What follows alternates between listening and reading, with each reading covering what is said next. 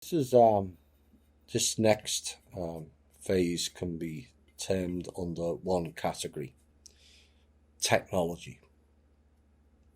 I've warned of it many times in many shows, including the now vindicated almost weekly, and it will be again, the Clowns in Panic.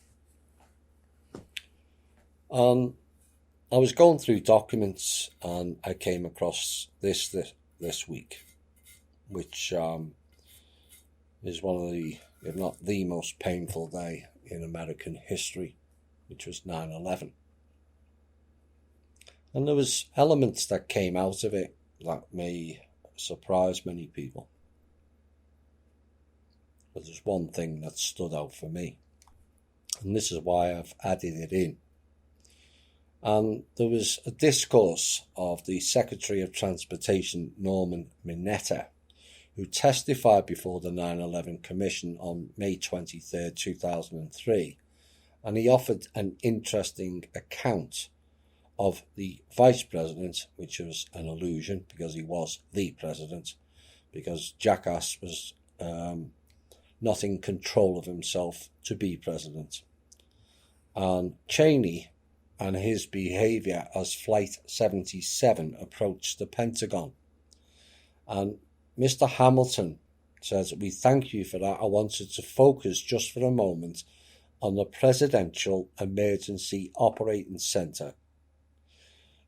And he said to the Secretary of Transport, Mr. Mineta, "You were there for a good part of the day, and I think you were there with the Vice President. And when you had that order given, I think it was by the President. I think it was by the President. That tells you a lot. That authorised the shooting down of a commercial aircraft that were suspected to be controlled by terrorists. Were you there when that order was given?" And Mr. Mineta said, "No, I was not. I was made aware of it during the time that the airplane was coming into the Pentagon. There was a young man who had come in and said to Cheney, the plane is 50 miles out, the plane is 30 miles out, and then when it got down to the plane is 10 miles out, the young man also said to Cheney, do the orders still stand?" which was to shoot the plane out of the sky.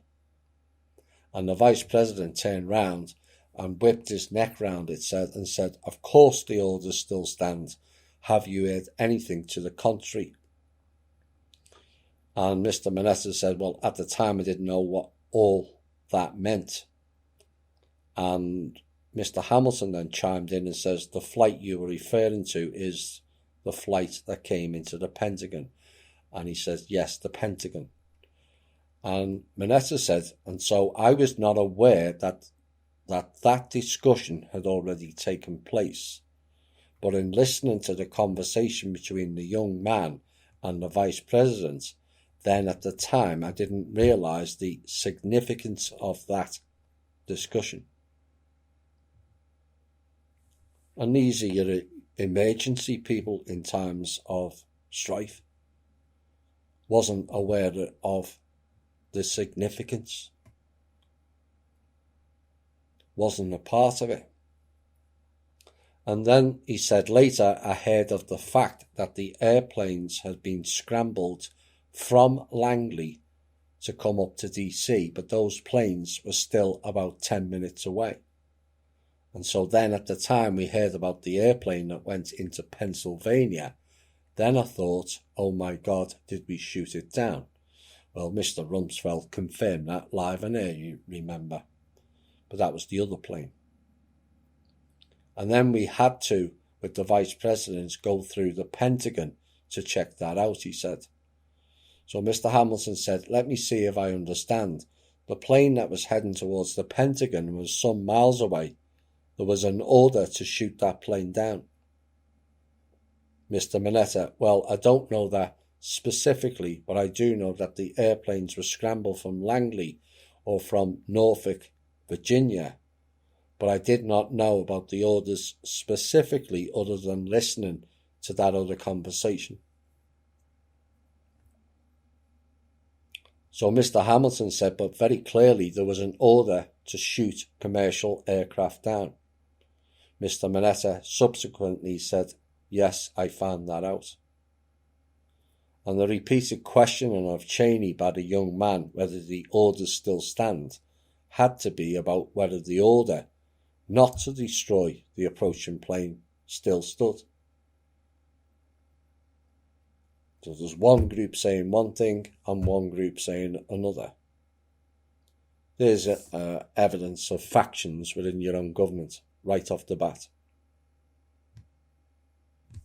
Now, given that the two prior attacks against the Twin Towers using commercial airliners as weapons had already taken place, an order to destroy the plane approaching the Pentagon would be the only order to give and would not be subject to questioning by the young man as the plane approached.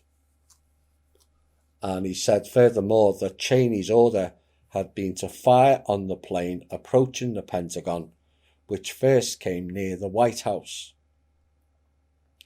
And then he said, which is of most interest to me, the anti-aircraft capacity of the Pentagon or the White House would have sufficed to take out that plane. And certainly to have attempted to take out that plane. Now, since the Langley Norfolk jets are at least 10 minutes away and out of range, Cheney's order is about the on-site Pentagon or White House defences. Neither a shoot-down nor an attempted shoot-down occurred, and since Mineta does not speak of a last-second change in orders by Cheney, the only supportable conclusion is that Cheney's order was not to defend the Pentagon. An order so contrary to both common sense, which is severely lacking in those people with badges, and military defence that it and it alone explains the repeated questioning by the young man of Cheney. So the gist of that is the Pentagon and the White House have anti-aircraft capacity. I wonder how many knew that, and yet they never used it.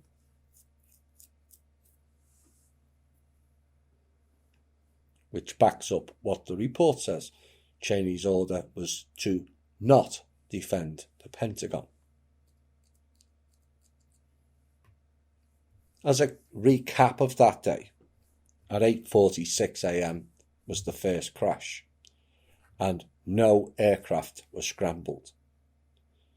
At 9:03, the second crash, and no aircraft were scrambled or in the vicinity.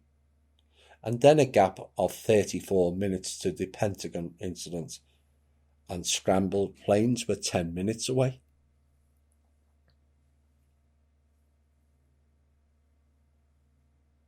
Now, the reason I know for allowing the Pentagon incident, and I don't believe it was a plane for a start. Planes do not go through 6 rings of 10 feet thick reinforced concrete. They just don't. And if it was a plane, why wasn't it shot down? And why did the agencies remove all the cams facing the Pentagon and not release the footage apart from a CGI that doesn't determine anything? The reason for the Pentagon incident is, as I understand it, they hit the newly rebuilt wing of the Pentagon that housed what we now know on the internet as the White Hats. All subsequent white hats on the internet since were Langley-based clowns.